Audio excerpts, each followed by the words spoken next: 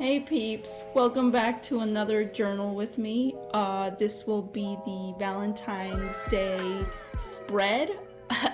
A little late, and with me for that I brought my big Skrunkly to help me voice this over. What's going on, y'all? I'm Hot Spring Summer. How are you liking this weather? Yeah, I mean, it's flooded outside. It's hella flooded outside. I'm kind of over the winter. This feels like the longest winter we have endured together, in my opinion at least. Yeah, 2023 winter has been pretty long. Cold. Honestly, it's been more rain than anything else. I like the rain though. California. We need the rain. I think California is doing great with California don't need no more rain. What? No, we're a desert. California needs less rain and more sunshine, in my opinion. It needs to be spring at this point. I am tired of the winter. You are tired of the winter? The winter winds are blowing. They were when we were having 30-mile winds. Oh, Jesus. You didn't want to go fly a kite with me. What's up with that? Well, the street's flooded, so we can't even access the sidewalks. Well, What are we doing today? Oh, right. Here I am doing 2-page spreads in one because that's a good deal for y'all. 2 in 1. This one is the Valentine's Day spread, and then I started off the Kaguya-sama fan art drawings with Chika.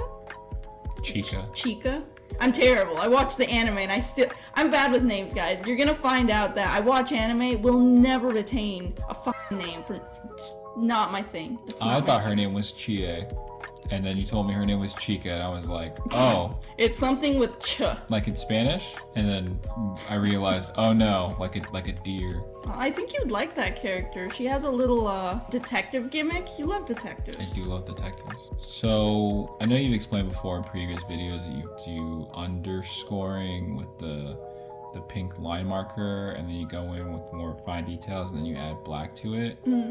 But you also spoke before about how sometimes you'll just kind of let it rock if you like the color, flat color line art style. Why don't you just let it rock here? Oh, well, okay. So I did come into an issue with this drawing because their dresses, their uniforms, they're black. And I don't use any black unless it's the borders of all of the prompts. That's using some black at least. Well, yeah, but I don't like to use it on the drawings because I like to have the drawing stay as soft. If you see, this sketchbook has like little details like on the corners, but they're made with like pink and blue and purple colors, and I wanted to stay as close to that vibe. So I even my darkest like outliner color for the illustrations is purple. I try to stick with something that matches the vibe of the rest of the sketchbook, except for the black that I used for the prompts, and that's honestly because I have a lot of black liners that I need to go through, so I'm gonna use it for the heavy duty shit. You can give them to me. I'll use them. I'll use them when we come. No, you haven't not. So here you went back, and obviously your brain was working right page first, left page. And is that because you are a right-handed artist? Honestly, I think I just wanted to get the Copic stuff, the Copic drawings out of the way, and get an idea and a mood down color-wise, a color palette from what colors I picked on the right side. And then just try to replicate it on the left side. Because on the left side, I feel like I have more range with all of the non-bleed options that I have. Because I have a huge Crayola pack that, again, not sponsored.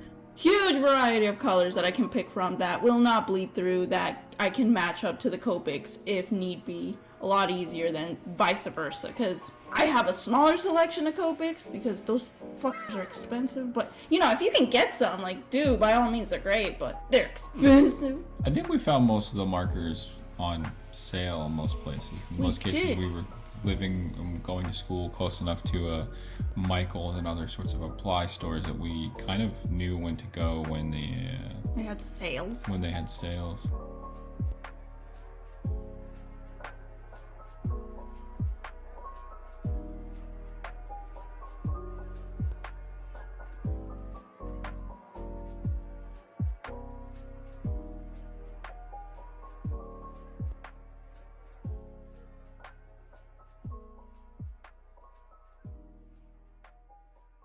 I want to point out that the hair colors that we have here in this photo of yours is Not true to nature. I know that we look like Puffy Ami Yumi. Oh! Especially with the little heart at the top that's kind of floating. I love that little design detail you have for yourself. Though it does also look like Puffy Ami from Puffy Ami Yumi. Did I get that one right? I think Yumi was the purple hair. I don't know. You're the one who watched that one. Yeah. I just like the art for it, but I don't think I've ever actually watched a full episode. Look, only original Teen Titans true fans actually watched Puffy Ami Yumi. Whoa, are you getting elitist on my YouTube? They not only did they watch Puffy Ami Yumi, but they did their research and found that all the directed episodes of Teen Titans were the good ones. Deep cut. Sorry. No, it's okay. So it's all good. We talk about anime here. Oh. That's what we do. So what is this anime that we're watching? Well, I destroyed, by the way, 3 seasons of Kaguya-sama in like 2-3 days. Yeah, you did. Because I had nothing better to do. Yeah, I can't use your time-bending sensibilities. I don't have the jutsu anymore to kind of do that. They're not time-bending sensibilities. It's just like I sit on my fat ass and I don't want to get up. That's kind of... That and skipping all of the... Oh, the openings and endings? Skipping all the openings. I mean, once I hear it once, I don't need to hear it again. Look, there's an opening for one of the seasons of Kaguya-sama that's on my playlist. I have not watched Kaguya-sama. Disclaimer, I'm not a Kaguya-sama fan. But that's all a banger, though, so I always listen to it on my playlist, and I don't think I would skip it if I was going to go through Kaguya-sama, which I will do at some point. There are a few anime that I've watched that have openings that were unskippable, but it's such a rare find for me. And this is me as an editor. I have so much time to consume all this content. I don't want to have to rewatch it. I hate rewatching movies, TV shows, playthroughs. I don't like rewatching anything, and you love rewatching shit. In this house, there are 2 wolves, and one of them only watches new shit, and one of them only rewatches shit they saw when they were literally 15.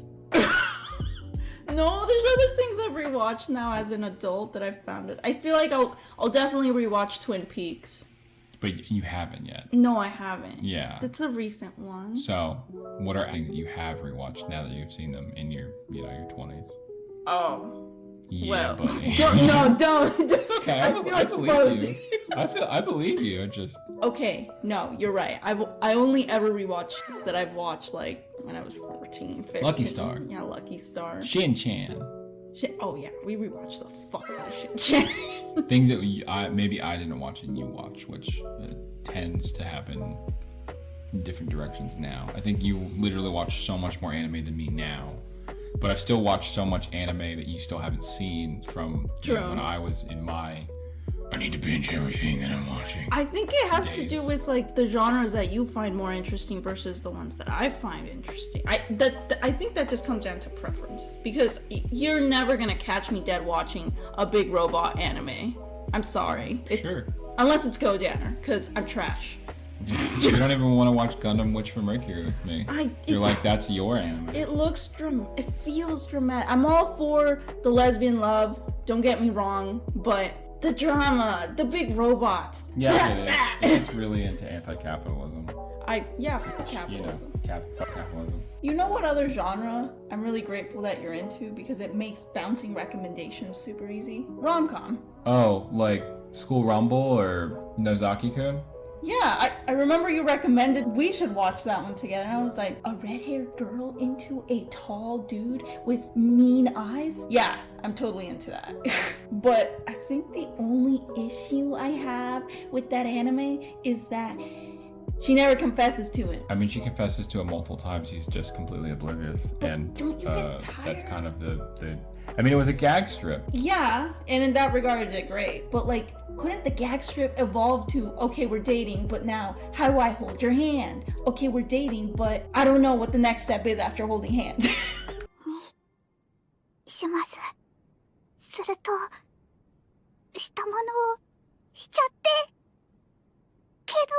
I mean, yeah, I'm definitely fed up with so much romantic comedy anime being about working up to the hand holding, working up to the first kiss, working up to the confession, Kubo won't let me be invisible, and all the other Nagatoro likes.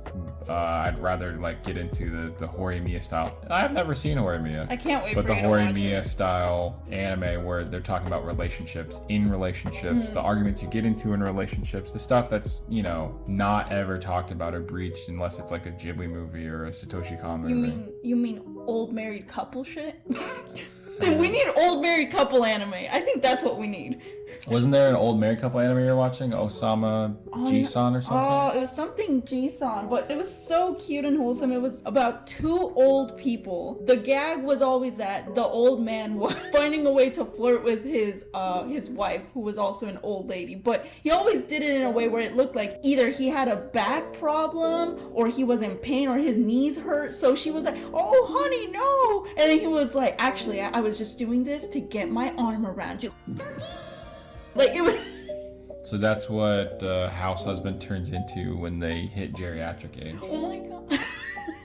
I know, that's fine. That's the evolution of those characters. It happens, but yeah, no, I think we should vouch and push more for old married couple anime. I think this is why I was able to stand Kaguya-sama for the prolonged 3 seasons. The 3rd season kept the antiques going, and it was really building onto the relationship. It felt like Kaguya learned that this boy came from the hood and he was working hard, and the Prez learned that even though Kaguya was a rich girl, she cared about people, even though she tried to act like she didn't. Right. So they just ditched the setup in the 3rd season? Yeah. And they go for rapping?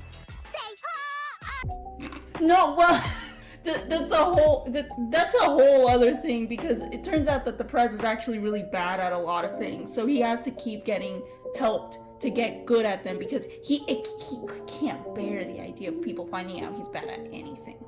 But he still asks, not Kaguya, by the way, Chika. He keeps asking Chika to teach him how to do things. Do they ever turn that into a love triangle during the show? I mean, I never got the feeling from the manga that the amount of manga that I was able to read. I mean, there are jokes that are made at times where, like, maybe Kaguya is like, Chika is the real enemy, or something like that, but it never goes anywhere. Like, Chika's never actually after the Prez never actually sees Chika that way. And it's not like a thing that Kaguya continues to think, it just comes out randomly sometimes in some episodes, but it's not something that gets built. So Chika wingman for real? No, if anything, Chika is cock block. Because normally there's scenes where they're about to say something very sweet to each other, and then Chika busts in, and then the mood is gone. So, Chika good, but Chika awful. Okay, Chika awful. Look at that, the line art's done. I think we're coming close, actually, to the tragedy. Yeah, what's the tragedy? Did you mess up on the page? No, my phone messed up. I was starting to color in the page, and then my phone decided to update in the middle of the recording, we lost precious footage. Sorry, Peeps, my phone decided to update mid-recording. X-X. Anyways, I dig some of this stuff. Did you draw that fancy drawing? No, I know you didn't draw the fancy drawing. We got it from that bookstore in Spring Mountain in Vegas. I do love this notebook. This notebook was a find. This notebook is a banger. I like mine too, although now I regret getting the one with the guns girls and not the basketballs girls. Oh, I'm sorry. It's okay. I feel like I low-key peer pressured you to get that one, because I was between this one and the one you ended up getting, because I was like, oh my god, it's like 2 best friends. But buyer's remorse. I ended up going with this one because I was like, the girl has brown hair like me, so I identify with this one. She like me for real. No, okay, not like... Yeah, no, exactly like that.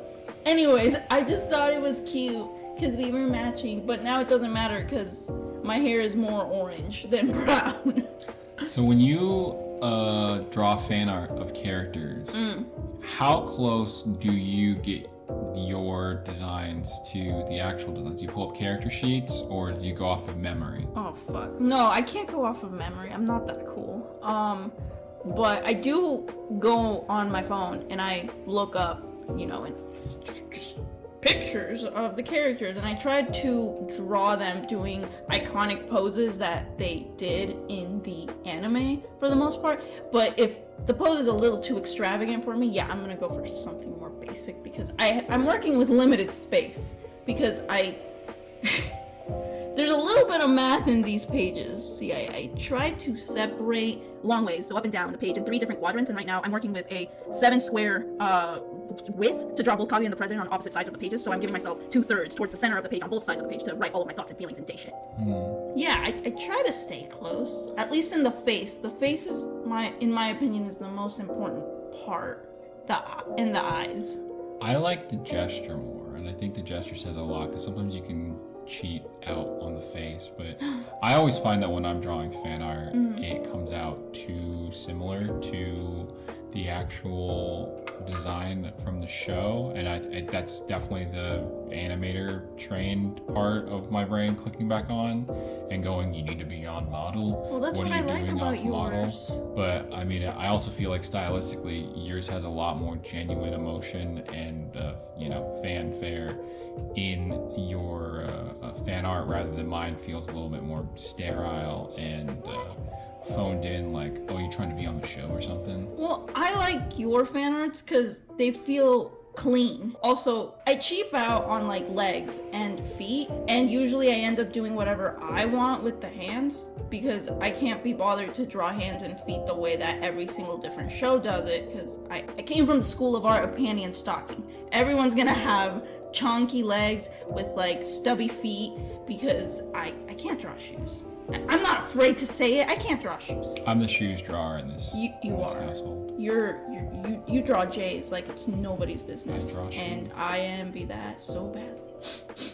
Yeah, you draw stubs. You draw stubs and broken wrists, and broken ankles. I love my broken wrists though. They're cute. Iconic. Yeah, I'll watch TV shows about broken ankles.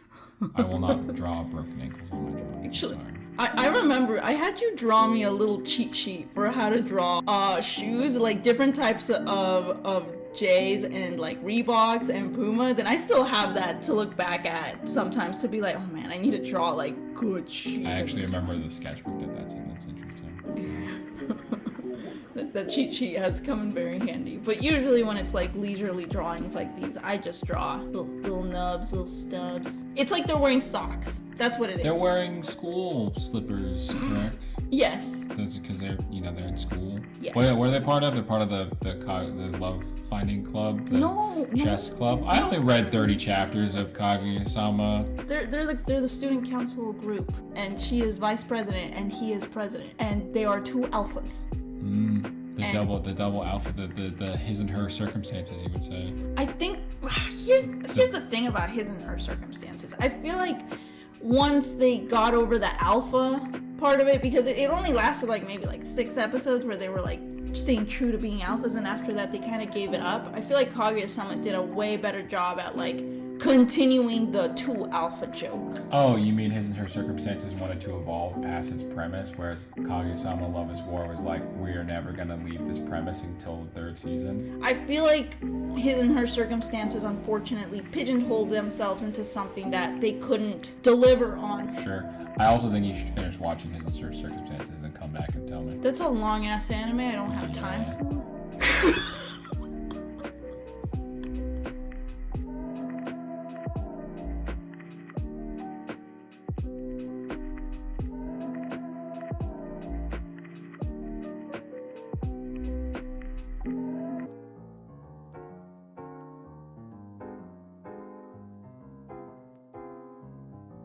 I hope you guys had a good time listening to us talk about anime, and I'll see you in the next video.